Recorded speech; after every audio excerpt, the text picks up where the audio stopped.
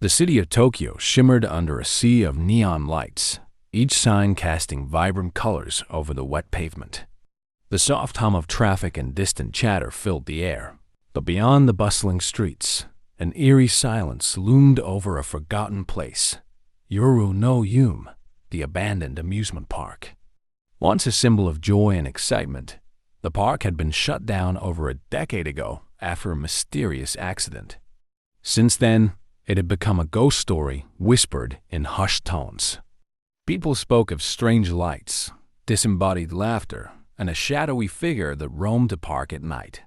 Some believed it was the spirit of a worker who had died tragically on the roller coaster. Others claimed it was something far more sinister. And it was exactly that kind of mystery that led the gang to stop outside its rusted gates. The mystery machine came to a slow halt, its headlights casting long shadows over the entrance. The once inviting sign, "Fun for the whole family," now hung lopsided, its paint peeling from years of neglect. The iron gates were twisted and corroded, barely holding together as the wind rattled their hinges. Daphne stepped out first, adjusting her purple coat against the chill in the air. She took one look at the scene and sighed. Wow, I'd say this place is in desperate need of a makeover. Fred, ever the optimist, clicked on his flashlight and grinned. Come on, guys. If the rumors are true, we might just find ourselves a real mystery. Velma adjusted her glasses as she picked up an old, weathered flyer from the ground. This place was shut down after an accident on the Midnight Cyclone, the park's largest roller coaster. But the ghost sightings started years after the closure. It doesn't add up. Maybe because it's actually haunted, Shaggy muttered, gripping Scooby's collar tightly. His voice was already shaky, and they hadn't even gone inside yet. Like, what if the stories are true? Roro, Scooby whimpered, pressing against his best friend. Fred placed a firm hand on the gate and gave it a push. With a loud screech, it groaned open, revealing the decayed amusement park within. The gang stepped forward cautiously, their shoes crunching against fallen leaves and bits of broken wood. Beyond the entrance, the remnants of a once thriving fairground lay in ruin. The carousel stood eerily still, its horses frozen in mid-gallop, their paint cracked and peeling. Empty food stands were covered in grime, and the scent of mildew and rust lingered in the air. The Midnight Cyclone roller coaster loomed in the distance, its twisted tracks barely visible under the dim glow of the moon. Suddenly, the Ferris wheel sprang to life, its rusted gears groaning as it began to turn on its own. Daphne took a step closer to Fred, her voice uneasy. Okay, that is definitely not normal. Velma crouched, running her fingers over an exposed electrical cable, its end frayed and disconnected. This shouldn't be possible. There's no power in this place. Someone or something is making this happen. Before anyone could respond, a sharp, chilling laugh echoed across the park. Scooby yelped and leaped into Shaggy's arms, making him nearly collapse under the weight. Yeah, you heard that, right? Shaggy stammered. Please tell me that was just the wind. But before anyone could offer an explanation, a metallic crash sounded from deeper inside the park, followed by the unmistakable creaking of footsteps on an old wooden platform.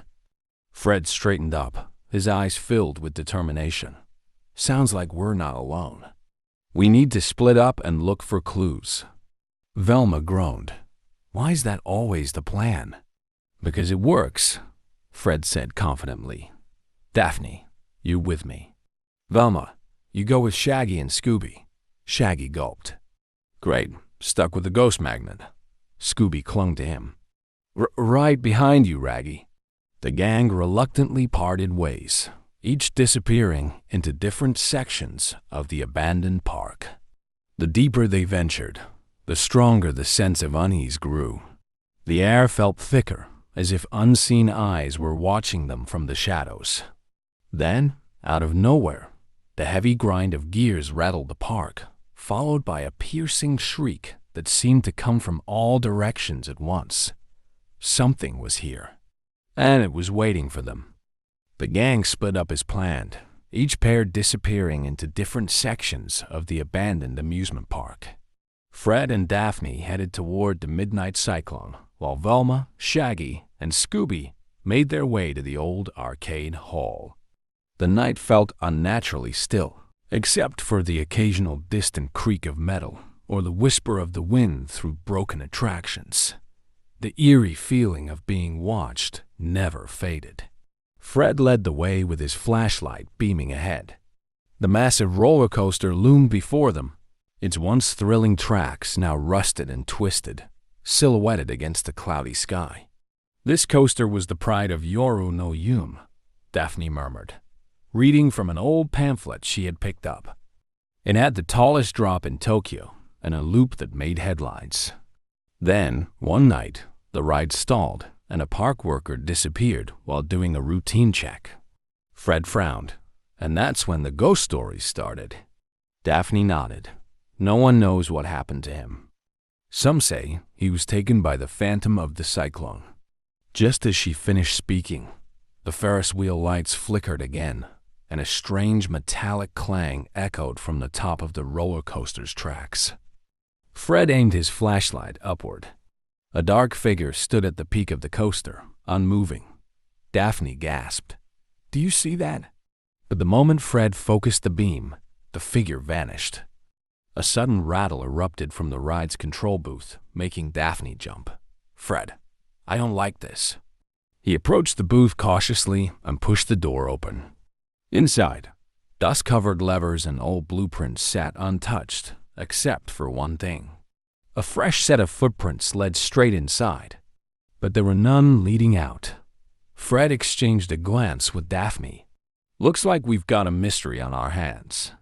Meanwhile, deeper inside the park, Velma cautiously led the way into the arcade hall, its entrance barely hanging on rusty hinges.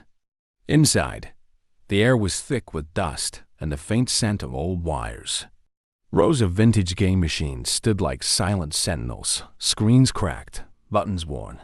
Some still had faded game titles like Ghost Racer and Phantom Fighter. Shaggy shivered. "This place is worse than a horror movie set."